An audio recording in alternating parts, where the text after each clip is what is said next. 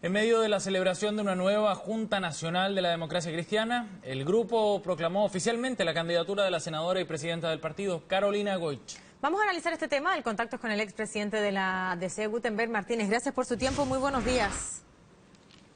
Buenos días. Buenos días. Bueno, no había mucha diferencia respecto de cuál iba a ser el nombre y la candidatura, sino más bien en la forma y el mecanismo para llegar a la presidencial. Usted ha dicho abiertamente que es partidario de llegar directamente a la primera vuelta. De acuerdo al panorama, como están las cosas hoy día, de acuerdo a lo que ha dicho el PPD, que avanza rápidamente en el refichaje, ¿para usted sigue siendo esa la prioridad, que la DC vaya con Carolina Goich directamente a la papeleta? No, yo diría que ayer hubo una novedad, fue una proclamación efectivamente muy unitaria. Eso no siempre se ha dado en la historia de la DC, en las últimas oportunidades, en el caso de Claudio Rego, en el caso de Soledad Alvear, en el caso del propio Andrés Saldívar. Esa no ha sido nuestra forma, y el que haya sido un acto muy unitario representa una opción muy respaldada, y cuando la DC actúa unido, aunque parezca obvio, naturalmente le va mucho mejor. Y creo que además la representación de Carolina como candidata de la democracia cristiana es un rostro fresco, un rostro emergente, una figura política nueva, que va con lo que el país y los tiempos necesitan. Así que yo diría que no es una proclamación ni tradicional ni tan obvia. Hay una forma de partida diferente que en lo que es la historia de la democracia cristiana marca un hito muy positivo. Usted ahora, sí, señor Martínez, usted ha dicho que el escenario todavía está bien amplio, líquido, como para tomar o apresurarse en tomar una decisión respecto a si ir a las primarias o bien si ir a la primera vuelta. Ese escenario pone hoy día a la democracia cristiana en un punto más favorable, diría usted, en esta carrera presidencial respecto al que había hace 3, 4 meses atrás. Nosotros hemos decidido en el ámbito de esta Junta de preocuparnos de lo principal, y dijimos lo principal es proclamar nuestra candidata, atendido a esta realidad de la cual usted describe, de esta fluidez, de esta liquidez en el ambiente político, que genera una cierta ventaja hacia la posibilidad de lo que representa una candidatura unida con un partido que se va a inscribir, que va a reunir los refichajes necesarios para los efectos de seguir siendo un partido político legal. La inexistencia de condiciones que permitan asegurar que mañana puede haber una primaria, obviamente hacía que no tuviera sentido que entre nosotros nos enredáramos en un diálogo respecto a qué vía pudiéramos tomar. Y en esa lógica nos concentramos en lo principal, en proclamar a nuestra candidata. Este ambiente líquido nos favorece, yo diría que objetivamente, y además creo que nos favorecen condiciones específicas que se dan en el país, en que yo creo que la gente está un poco aburrida de esta política de trincheras, estas polarizaciones exageradas. Hay una vocación de que existan, por supuesto, líneas claras en lo que uno busca, pero también en que exista una vocación de diálogo, una vocación de búsqueda de acuerdos, de construcción de buenos acuerdos, que le permitan salir al país de un cierto estancamiento del cual estamos siendo parte, de una cierta desconfianza generalizada en todos los ámbitos que le quita lo que era un ritmo de progreso que el país ha tenido en otras oportunidades en el pasado. Señor Martínez, pero usted hablaba de la unidad de la democracia cristiana en torno a la proclamación de la candidatura de Carolina Goich, entendiendo el ambiente líquido respecto de si es que van a estar dadas las condiciones para que los partidos puedan llegar directamente a la primaria, pero entendiendo que que pueden ocurrir primarias, de que este ambiente líquido se vuelva más sólido. La democracia cristiana igual tiene esta posibilidad de tener alguna moneda de negociación importante al señalar esta idea, que todavía está muy latente, de llegar directamente a la primera vuelta. En este punto específico, ¿Cómo se podrían construir estos nuevos acuerdos en el poco tiempo que hay para las próximas inscripciones? Bueno, nosotros ayer no quisimos discutir sobre las dos alternativas por el hecho de que para qué íbamos a discutir sobre una que no está claro que si se va a dar o no, la de las primarias. Nos ahorramos una discusión que puede ser innecesaria si es que mañana esa no se hace viable. Ahora, en el caso de la primera vuelta, hicimos precisiones que eran importantes. Dijimos que nuestro domicilio está en la centroizquierda.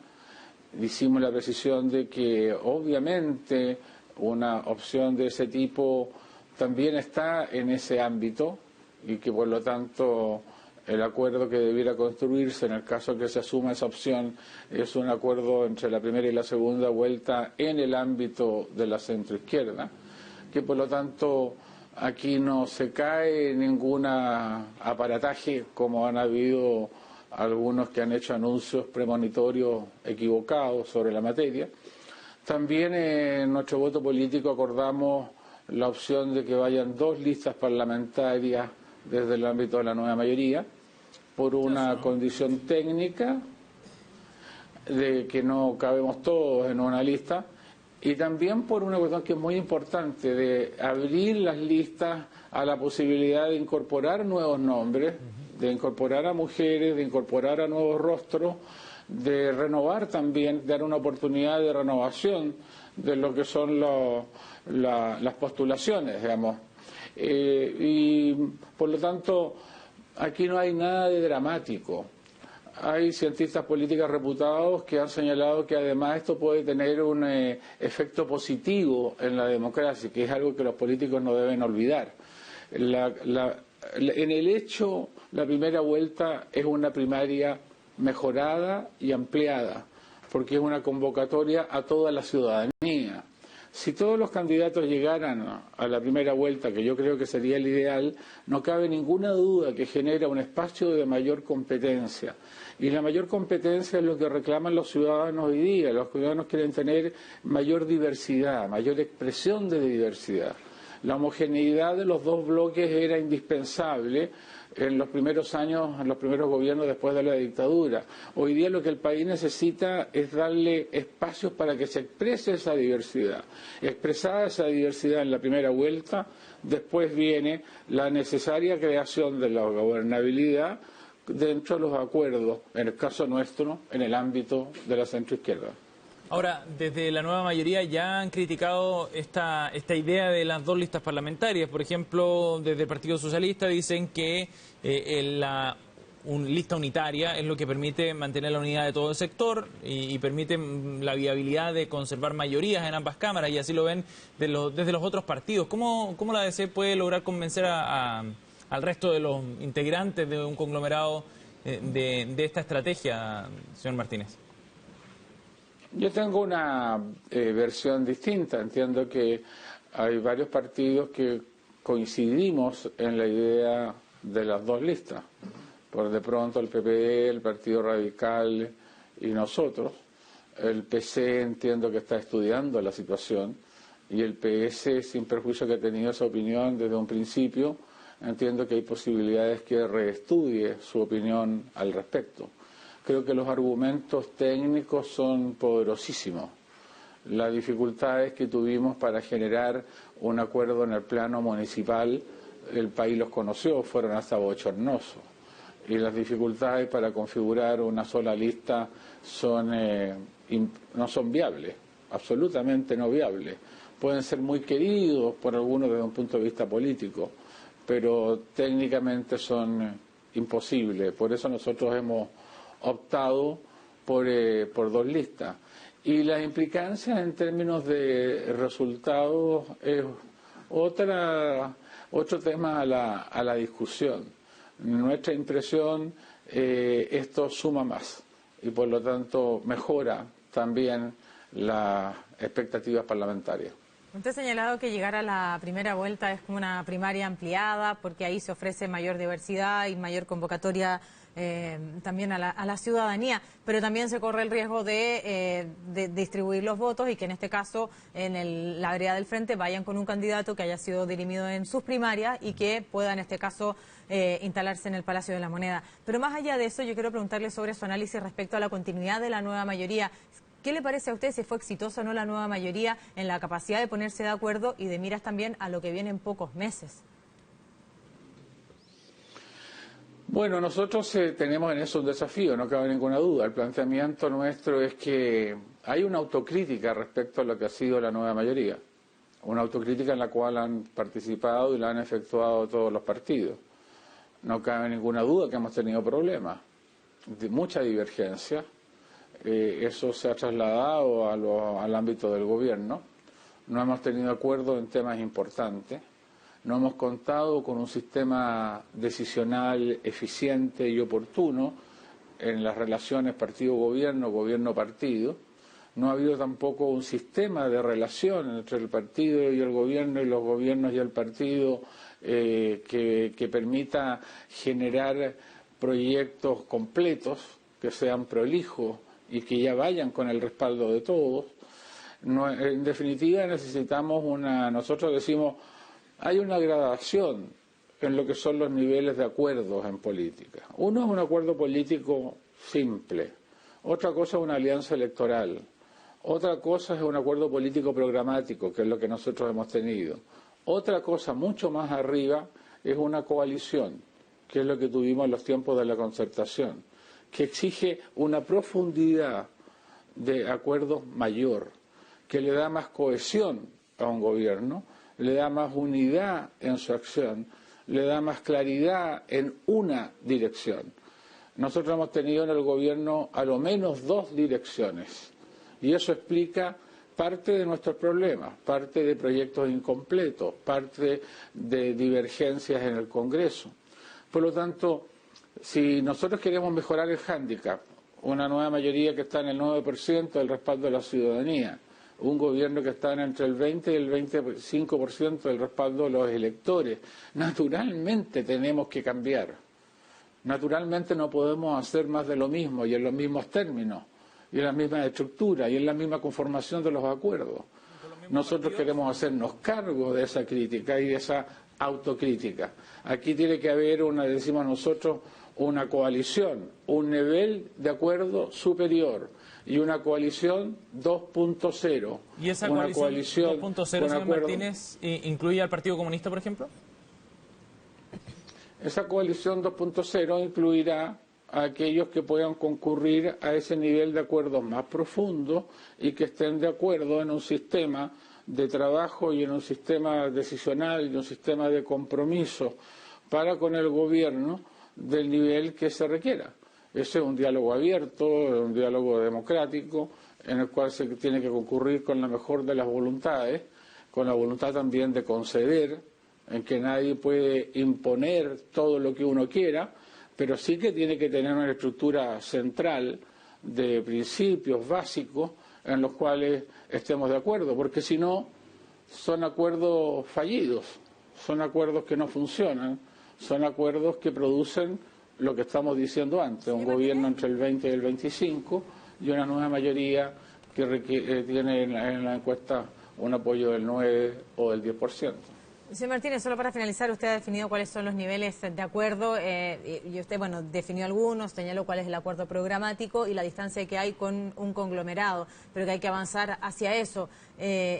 Y que para llegar a un conglomerado, llegar a un conglomerado es necesario tener raíces más profundas y por ahí va el análisis. Si es que en esas raíces más profundas de puntos de encuentro va a ser posible una convivencia entre la DC y el PC, si es que en el acuerdo un paso más abajo no ha sido posible llevarlo adelante en este acuerdo más abajo, como dicen ellos, el acuerdo programático. Lo estábamos conversando con Gutenberg Martínez, expresidente de la Democracia Cristiana. Lamentablemente perdimos el retorno de la conversación con el señor Martínez. Vamos a intentar recuperarlo para ver si podemos concluir esta conversación analizando lo que dejó esta Junta Nacional del fin de semana, donde la democracia cristiana, como decíamos, decidió, o más bien adoptó ciertas decisiones bien relevantes respecto a la nominación de Carolina Goich como su candidata presidencial, algo que era esperado, pero también la necesidad de conformar un conglomerado de centro-izquierda, con una vocación de centro-izquierda, y la propuesta de presentar 2 listas parlamentarias de aquí a lo que vendrá en noviembre, algunas de las conclusiones que dejó esta Junta Nacional. Sí, antes de perder el contacto, le preguntábamos, ya para finalizar, si es que es posible avanzar desde el acuerdo programático hacia el conglomerado, entendiendo en su definición que el conglomerado tiene que tener puntos en común más profundos, más allá de un solo programa, si eso va a ser posible con el Partido Comunista y la Democracia Cristiana, cuando no ha sido del todo exitoso en el propio acuerdo programático. Bueno, yo lo que me estaba refiriendo es que todos estamos conscientes, yo creo que el propio PC y por supuesto nosotros la DC, de que las cosas no han funcionado bien en este periodo. Los acuerdos políticos programáticos no han funcionado bien y lo que es más importante, la calificación ciudadana respecto a ese funcionamiento ha sido negativa. Es bastante desconocida en la historia política chilena después de la dictadura estar con un gobierno que tiene entre el 20 y el 25% de apoyo. Eso no es algo que uno pueda mirarlo como si no tuviera importancia. Es algo de lo cual uno tiene que hacerse cargo. Y cualquier partido político responsable, la DC lo es y el Partido Comunista también lo es, tiene que hacerse cargo de aquello. Eso supone, a lo menos, tiene que haber un consenso en que las cosas no se pueden seguir haciendo igual. A lo menos eso, porque si no sería un absurdo perseverar en lo mismo que está mal calificado. Sería volver a repetir el error. Se entiende que el hombre como aporte en la humanidad es que al menos en la mayoría de los casos no repite los mismos errores ni tropieza con las mismas piedras. Por lo tanto, tenemos que generar algo mejor. Y el algo mejor exige lo que estábamos hablando. Exige profundidad, exige un sistema decisional más oportuno, más eficiente, exige cambio. Y eso exige a cada partido también una actitud de renovación, una actitud de abrirse, una actitud de ser capaz de abrirse al diálogo, a los acuerdos, a modificar determinados comportamientos por un bien colectivo, que al final de cuentas es el bien del país. Los partidos no pueden pensar solamente en su objetivo, en su bien propio, sino que tienen que pensar en un bien común de Chile. Y Chile tiene que superar este ámbito, esta situación de trincheras, tiene que solucionar esta situación de desconfianza, tiene que solucionar esta falta de crecimiento que al final de cuentas estanca al país desde un punto de vista socioeconómico, y eso implica hacer cambios, implica modificar buena parte de lo que nosotros somos, de lo que hacemos y de cómo nos estructuramos. Eso es lo que nosotros queremos hacer. Señor Martínez, le agradecemos su tiempo esta mañana para conversar con CNN Chile. Muy amable. Buenos días. Buenos días, muchas gracias a usted.